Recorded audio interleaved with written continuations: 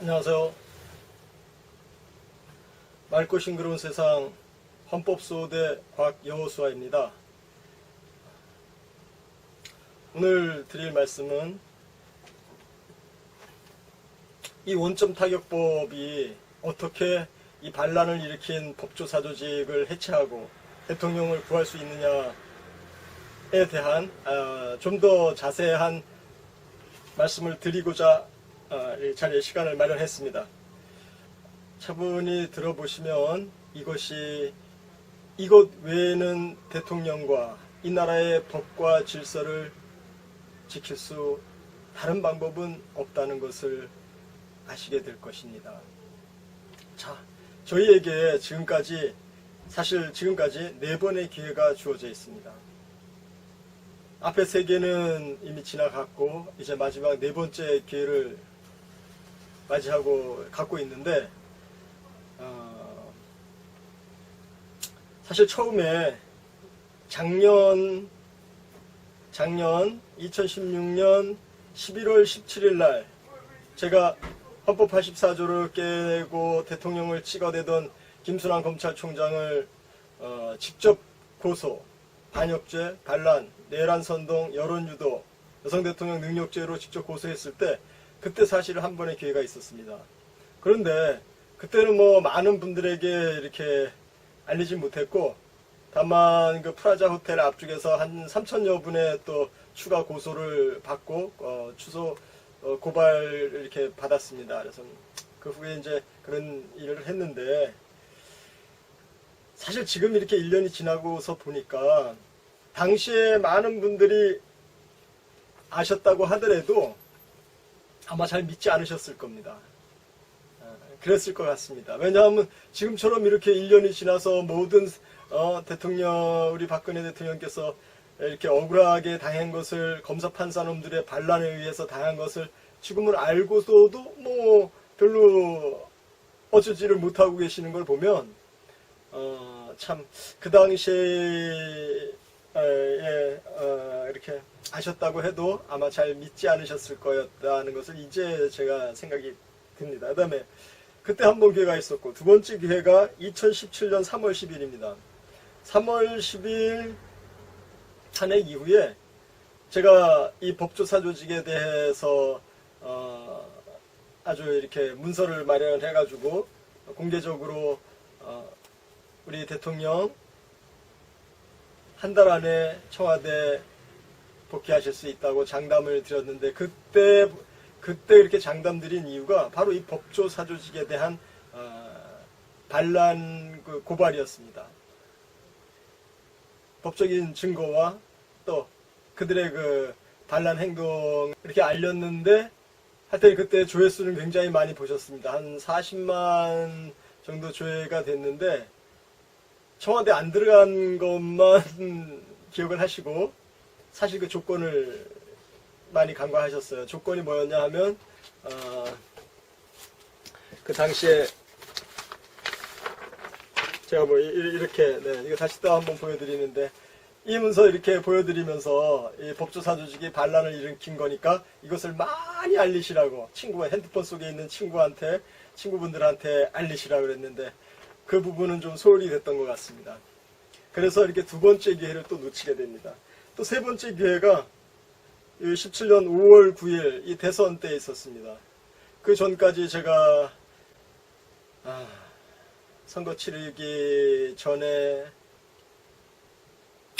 끝까지 그 헌법 84조로 이 대선이 치러지지 않아야 된다고 이렇게 강조를 하고 했는데 결국은 저도 뭐 선거를 할 수밖에 없었습니다. 그래서 이렇게 3번의 기회가 지나가고 4번째 기회를 저희가 맞이하게 됩니다. 4번째 기회가 이번 바로 우리 대통령께서 강력한 어퍼컷으로 초토화시킨 이 재판 거부 2017년 10월 16일 날 재판 거부 발표입니다. 이제 이때서부터 지금까지 지금 4번째 기회를 맞고 있는 것입니다. 그리고 이때부터 제가 아주 강력하게 이 원점 타격법 말씀드렸죠? 원점 타격법 하나 일반인이 하나 검사 판사 수사청을 설치한다 공포탄 두 번째 직무중 범죄한 검사, 판사 가중처벌한다. 이것도 역시 공포탄. 세 번째, 진짜 이게 철갑탄이라고 그랬습니다. 철갑을 뚫는. 일반인이 변호사 고용해서 법률 영업 허용한다.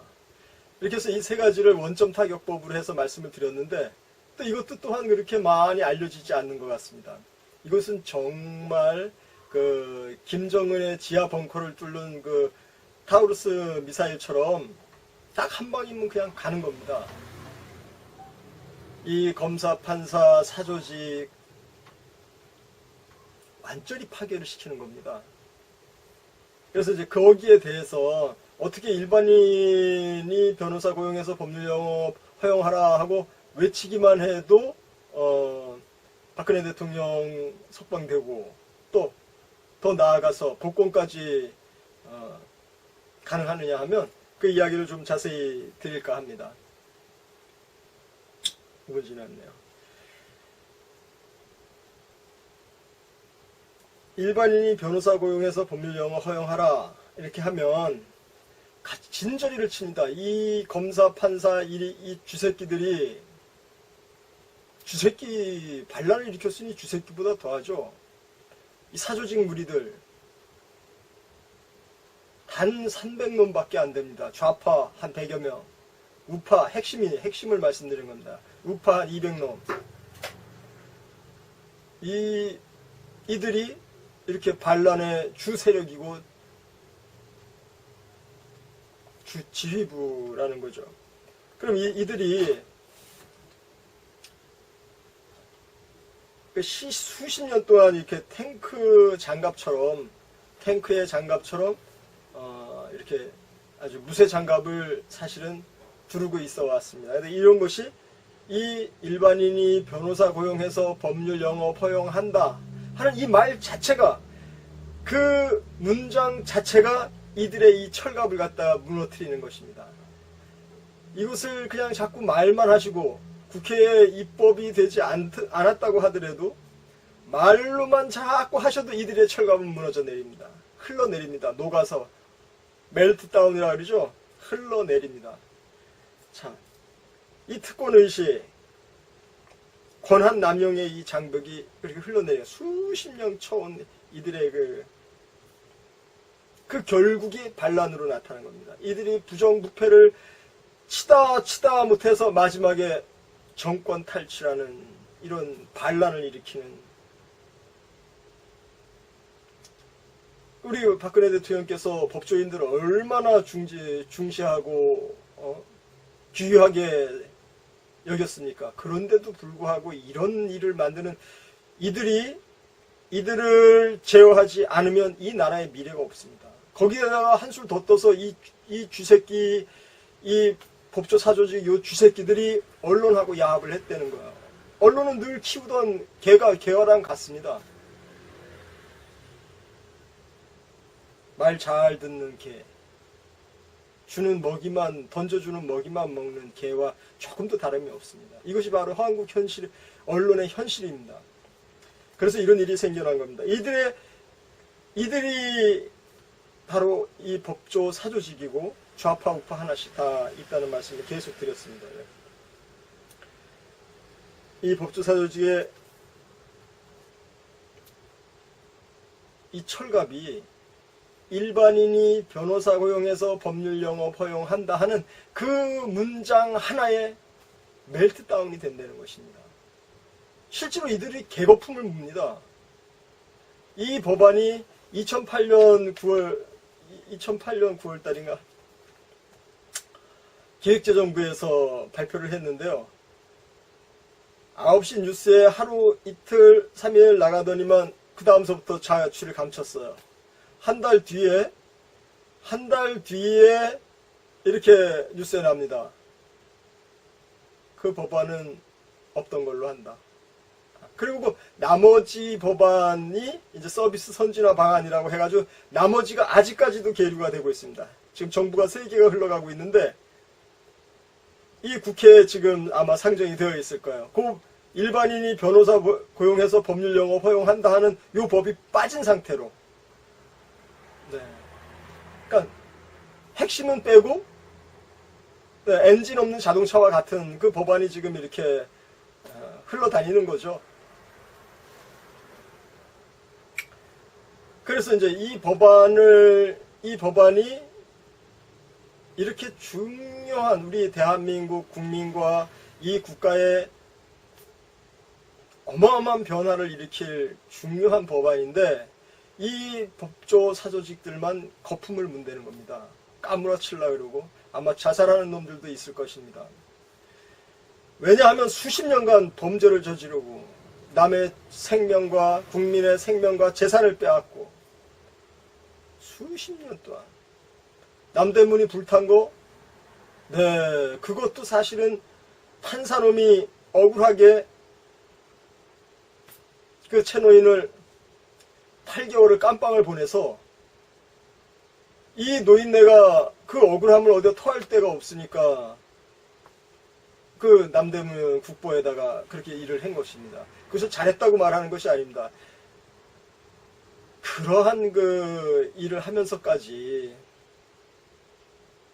이 법조계가 썩고 썩었다는 것입니다. 결국에 반란으로 그들의 본성을 드러냈다는 것이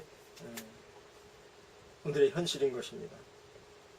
그리고 이 법안을 이 일반인이 변호사 고용해서 법률영어 허용한다 하는 이 기획재정부의 그 장관 강만수라는 장관이었습니다. 저도 그 당시에는 2008년 그 당시에는 왜 강만수라는 장관만 9시 뉴스에 나왔다 이러면 바보스럽다는 생각이 들을 만큼 그렇게 언론을 통해서 까더라고요. 아주 뭐 그냥 지금도 남아있는 이미지가 굉장히 그 강만수는 아주 우스꽝스럽고 멍청하고 좀 부족한 사람처럼 그렇게 언론에서 1년 내내 그러더라고요. 그래도 그땐 몰랐어요. 왜 그렇게 하는지. 뭐 그렇게 잘못했나 보다. 좀 실수가 많은가 보다 이랬죠. 그런데 나중에 이 법안에 대해서 제가 물론 처음 이 발표될 때부터 저는 알고 있었는데 법안에 대해서 알고 있었다고요. 장관이 누군지는 별로 관심이 없었고. 그리고 나서 3년인가 4년 정도 지나서 제가 이제 이 법안에 이 법안만이 대한민국을 새롭게 만들고 대한민국을 새롭게 변화시킬 유일한 법이고 길이라는 것을 깨닫게 됐습니다. 그래서 이제 이 운동을 이제 사법변호 운동을 하는 중에 이 장관에 대해 이걸 만든 장관 이 당시의 장관이 누군가 하고 찾아봤는데 바로 강만수라는 장관인 겁니다. 이렇게 제 이미지에 이렇게 아주 우스꽝스럽게 언론이 만들었던 바로 그 사람. 왜 그렇게 언론이 1년 내내 기획재정부의 장관을 바보스럽게 만들었나 했더니 바로 이 법조사조직, 이 쥐새끼들이 이 법안을 마련했다고 해서 이렇게 만든 것입니다. 아마 이분의 그 뒤를 그 후사를 한번 누가 찾아보시면 이분이 엄청 아마 박해를 당했을 걸로 보여집니다. 자, 그렇게 이 일반인이 변호사 고용해서 법률 영업을 허용하게 하면 정말 큰 변화가 생깁니다. 당장 대통령 석방이 됩니다. 당장 대통령 석방이 됩니다. 물론 이제 한두 사람이 얘기해서 되진 않죠. 일단 우리 태극기 애국 지사님들만이라도 이렇게 자꾸 입에 회자를 하게 되고 여론이 그래도 일어나게 되면 첫 번째 양심 있는 변호사들이 나설 것입니다. 왜? 자기들의 권리를 빼앗기지 않으려고. 뭔가 잘못됐다는 걸 그들도 알지만 이 법조사조직 단다 톡톡 털어 좌우 300놈밖에 안 되는 놈들이 무서워서 말들을 못하고 있는 겁니다. 2만여 명의 법조인들이 다 입을 다물고 있습니다. 그런데 이 원점 타격법으로 저희가 계속 공격을 하면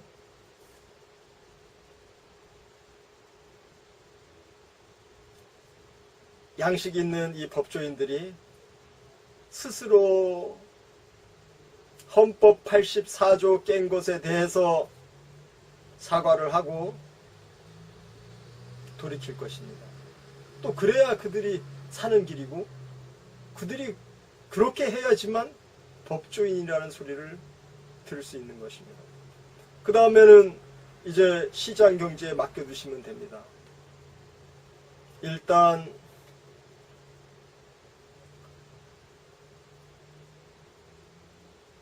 시작을 한번 하면 실제 상황은 훨씬 빨리 종결될 수도 있습니다. 그리고 이 법안이 실제로 국회에서 입법되어 통과가 된다면 이 대한민국은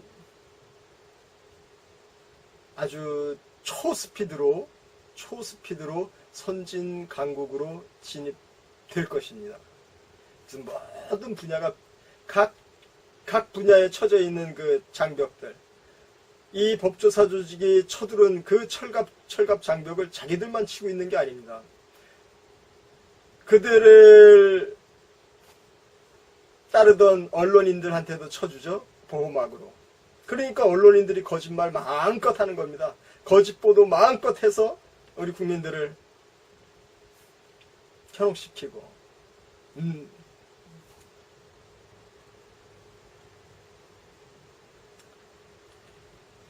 그래서 각 부분에 처해있는 정치, 경제, 사회 분야에 처져 있는 그 작은 장벽들이 이 법안 하나로 모두 파괴가 되고 도미노 현상처럼 아주 자연스럽고 아주 빠른 속도로 이 장벽이 제거된다는 것입니다. 그리하여 커다란 변화가 이 대한민국 안에 실질적으로 일어난다는 것을 말씀드립니다. 이것은 나중의 일입니다. 가장 먼저 우리 박근혜 대통령이 석방된다는 겁니다.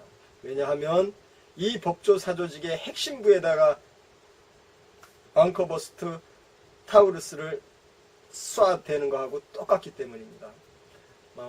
설명이 조금은 거칠고 부드럽지 못한 점 용서하시고요. 좀 더 다음 기회에 더 자세하고 알기 쉽게 한 번 더 말씀을 드리겠습니다. 여기까지만 오늘은 하겠습니다. 감사합니다. 맑고 싱그러운 세상 헌법소대 곽여호수아였습니다. 감사합니다.